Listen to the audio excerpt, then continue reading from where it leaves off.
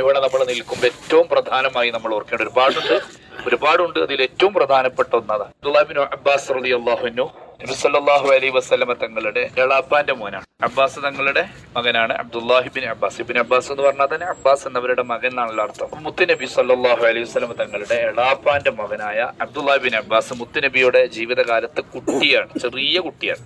13 വയസ്സൊക്കെ ഉള്ള സമയത്താണ് മുത്തുനബിന്റെ വഫാത്ത്. അത്രയും ചെറിയ കുട്ടിയാണെങ്കിലും അവർക്കൊരു വലിയ പ്രത്യേകത കിട്ടി. നബിന്റെ കൂടെ നിന്ന് ധാരാളം ഇൽമ പഠിച്ചു, നന്നായിട്ട് ഖുർആൻ പഠിച്ചു, നന്നായിട്ട് ഹദീസുകൾ പഠിച്ചു. എന്ന് മാത്രമല്ല, ഖുർആൻ വ്യാഖ്യാതാക്കളുടെ നേതാവ് എന്നാണ് അവരറിയപ്പെടുന്നത്. റഈസുൽ മുഫസ്സിരീൻ എന്ന് പറയും. ഖുർആൻ വ്യാഖ്യാതാക്കളുടെ നേതാവ് എന്നാണ് മഹാനവറുകൾ. ഖുർആന്റെ ശരിയായ വിശദീകരണം മഹാനായ അബ്ദുല്ലാഹി ഇബ്നു അബ്ബാസ് റളിയല്ലാഹു അൻഹു ലോകത്തിന് പഠിപ്പിച്ചു. എങ്ങനെയാണ് ചെറിയ കുട്ടിയാകുമ്പോൾ ഇതൊക്കെ കിട്ടിയത്?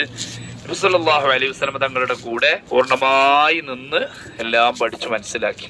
അവസാനം വലിയ ആളുകൾ സദസ്സിലുണ്ടെങ്കിലും അതിനേക്കാളും വിവരം ആർക്ക് കിട്ടുകയാണ്? അബ്ദുല്ലാഹി ഇബ്നു അബ്ബാസ് തങ്ങൾ കിട്ടുകയാണ്. റസൂലുള്ളാഹി ഇങ്ങനെ തലമ കൈ വെച്ചിട്ട് ദ്വയർന്നു കൊടുത്തു, അല്ലാഹുമ്മ അല്ലിംഹുൽ കിതാബ് അല്ലാഹുമ്മ ഫഖിഹു ഫിദ്ദീൻ. പഠിച്ചോനെ, ഈ കുട്ടിയെ ഖുർആനിൽ നല്ല വിവരമുള്ള ഒരാളാക്കണേ എന്ന് പ്രത്യേകം തലമ കൈ വെച്ച് ദ്വയർന്നു കൊടുത്ത് അനുഗ്രഹിച്ച ആളും കൂടെയാണ് ഇവിടെ കിടക്കുന്ന അബ്ദുല്ലാഹി ഇബ്നു അബ്ബാസ് റളിയല്ലാഹു അൻഹു. മഹാനവറുകൾ മക്കത്ത് കുറച്ചു കാലം ഉള്ളു താമസിച്ചത്. പിന്നെ മുത്തുനബിക്ക് ശേഷം പിന്നീട് പിൽക്കാലത്ത് ഇങ്ങോട്ട് താമസം മാറി. ഇവിടെ ദീനി ദഅവത്ത് ലക്ഷ്യമാണ്. ഇതോടൊപ്പം മക്കയിൽ എന്നെ കൊണ്ട് നിന്നാല് അവിടെ ഉള്ള അദബ് പാലിക്കാൻ കഴിയുമെന്ന് പേടിച്ചിരുന്നു മഹാന്. മക്കത്ത് കഅബത്തിന്റെ അടുത്തൊക്കെ പോയി നിൽക്കുമ്പോ അതിനൊരു അദബ് വേണം, എന്നെ കൊണ്ട് പേടിയാണ് എന്ന് വിചാരിച്ചു ഇവിടെ മറ്റൊന്ന് ഇൽമു പ്രചരിപ്പിക്കാൻ ദർസ് നടത്തിയിരുന്നു. ആദ്യകാലത്ത് വലിയ ദർസ് നടന്നിരുന്ന സ്ഥലമാണ് ഇത് ത്വായിഫ്. ഒരുപാട് ആളുകൾ പഠിക്കാൻ വേണ്ടി ഇവിടെ വന്നിരുന്നു എന്നാണ്.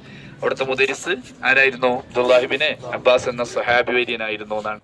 അവര് ദർസ് നടത്തിയിരുന്ന സ്ഥലം ഇവിടെയാണ്. അതുപോലെ തന്നെ ഇവിടെ പിന്നെ മഹാനവറുകൾ ആദ്യം അവർ താമസിച്ചിരുന്ന വീട് നമ്മളെ കയറി ഗേറ്റിന്റെ അവിടെയുള്ള ഒരു ഉയർന്ന കെട്ടുണ്ട്. അതിന്റെ ഉള്ളിൽ പഴയ വീടിന്റെ ഭാഗങ്ങളുണ്ട്, പഴയ പള്ളിയുടെ ഭാഗങ്ങളുണ്ട്. അതുപോലെ തന്നെ പിൽക്കാലത്ത് ഹുനൈൻ യുദ്ധം കഴിഞ്ഞ ശേഷം ത്വായിഫിൽ ഒരു സംഘടന, ഒരു പോരാട്ടം നടന്നിട്ടുണ്ട്. അതായത് നബി സല്ലല്ലാഹു അലൈഹി വസല്ലമ തങ്ങൾ ഹുനൈനിൽ നമ്മൾ പോരുമ്പോ ഹുനൈന് കണ്ടില്ലേ, ആ പോരാട്ടം നടന്ന ശേഷം അവരൊക്കെ കൂടെ ത്വായിഫിലേക്ക് വന്നു. അവരെ നബി സല്ലല്ലാഹു അലൈഹി വസല്ലം തങ്ങൾ പിന്തുടർന്നു ഇവിടെ വന്ന് പോരാട്ടം നടത്തി. അവരുടെ കോട്ട വളഞ്ഞു.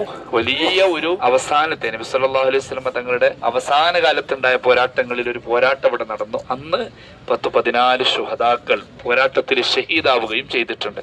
അവരും ഈ കെട്ടിന്റെ ഉള്ളിലാണ്.